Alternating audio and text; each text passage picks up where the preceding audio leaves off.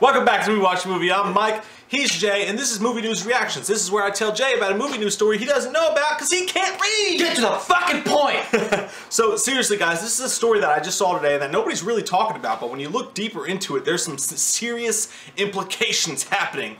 There's serious things happening here, Greg! It involves The Conjuring and the fact that all the Conjuring spin-off movies and everything going on with it, not only may Warner Brothers crew be sued for these Conjuring movies, but they may be able to stop films like the Nun spinoff and Annabelle from actually happening, and Annabelle's already been shot and made. So this is crazy stuff going on. But the latest complaint is $900 million in damages. Holy shit. $900 million fucking dollars. What you think you are, lady? Chelsea Clinton?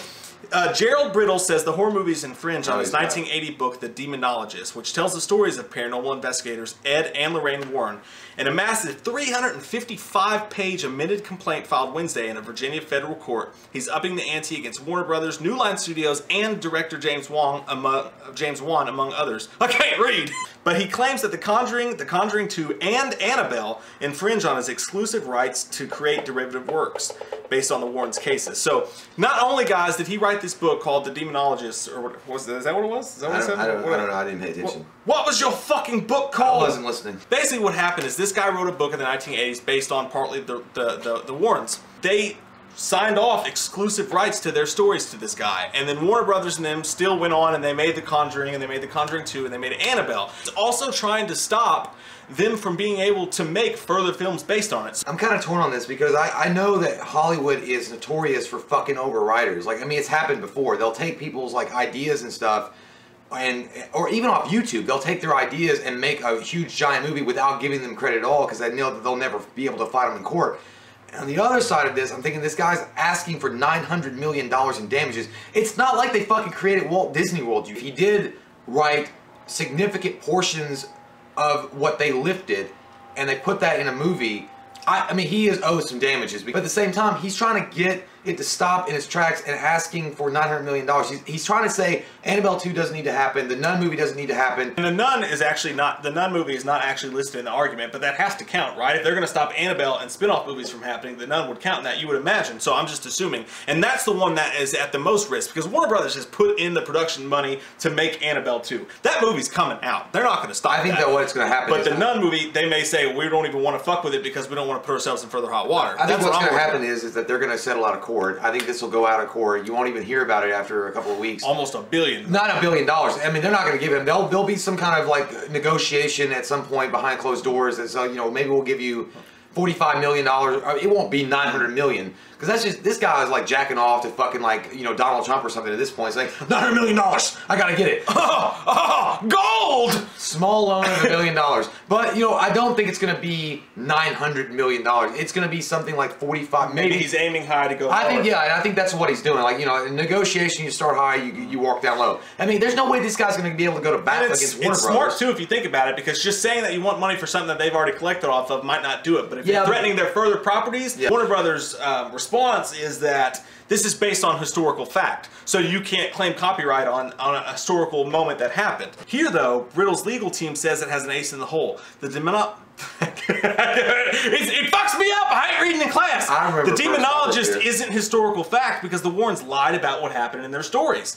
This is a pattern of deceit that is part of the scheme that the Warrens have perpetrated for years. There are no historical facts of a witch ever existing at the Perrin farmhouse, a witch hanging herself, possession, satanic worship, or child sacrifice.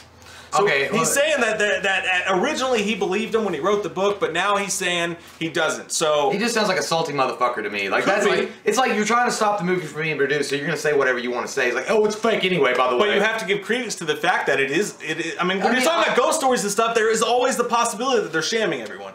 There always is. All I know is that The Conjuring, The Conjuring 2 scared the fuck out of me, and if that was somebody purporting that to be true and they wouldn't investigate, I wouldn't go and investigate it, because that'd be scary as shit to me. I think that there was some truth to it. I think this guy's salty as fuck and he wants his money. So he's going to say anything at this point to throw some shadow or some salt over on Warner Brothers and the Warrens. Because even any fucking Judge Judy would say the same thing. He's like, get out, you're being rude. You're just doing this at this time because you know you're pissed off, you want your money, and you're gonna say anything under the sun to make it seem like they're lying, manipulative assholes that took a fake story and made a huge amount of money out of it that you wrote. But at the same time, it's a good question. If the stories were fake, then they are fiction, then they are works of fiction, and they are like something that someone created, which that person by law owns because of copyright. So A, you have someone saying that the Warrens are full of shit and lying, which is always a possibility when you're talking about ghosts and stuff like that. With the Amityville it just horror. is. Yeah, I mean, there's always a possibility that it's stories. I mean, when paranormal shows first came out, everybody was obsessed with them because they're like, oh, maybe people aren't assholes and this is real.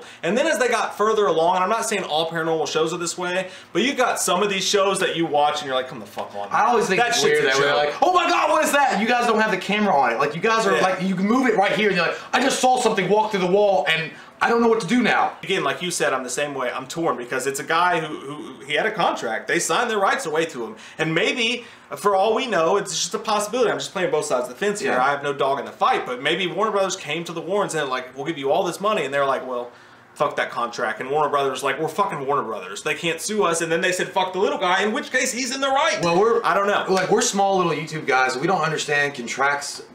I said contracts. I was going to say contractual, but I backed off with it. Him just a little guy. Take it back. Don't understand. Subtle. But contracts, we don't really understand. Tommy won't wing me. There's something on my face. It doesn't really hurt here. It hurts right here.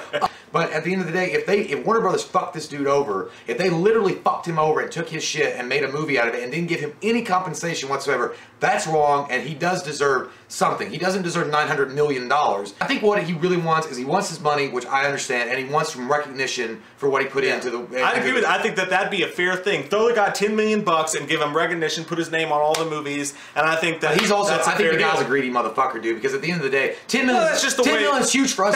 That could also just be the way the court works. I mean, like you have to ask for $900 billion to get $10 million. I mean, that could just be the way things work. If you literally got screwed up, like if you wrote that book and you had a contract and you knew it was going to be big and you believed in the Warrens before anybody else did, and you gave them your best, and then all of a sudden Warner comes along and they're like, fuck this guy, and you're left with nothing while billions or millions of dollars being made on these movies, I understand that. Well, I know. I think we're different though. I mean, somebody offered us $500,000 and a gift card to McDonald's. Like, okay, we'll take that. Well, yeah, and you know what? He may actually be willing to take that, but his lawyers might be like, no, you need to go for this so that you get this. I don't know how that shit works. Well, I'm not a fucking lawyer. 10, 15, $20 million, whatever he gets on the settlement, if that happens outside of court, and his name put up in the credits somewhere to to be recognized, I think that he'd be happy with that. Maybe. If that's true, if all that's true that he's saying.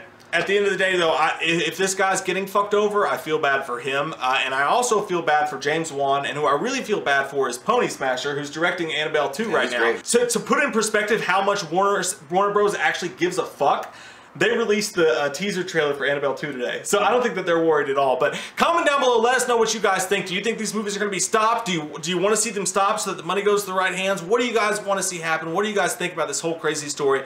We love your fucking faces. And if you're new to the channel, click that subscribe button and get some goddamn wham up in you. Stop suing! We watched a movie. Yeah. We watched a movie. We watched it. We watched a movie.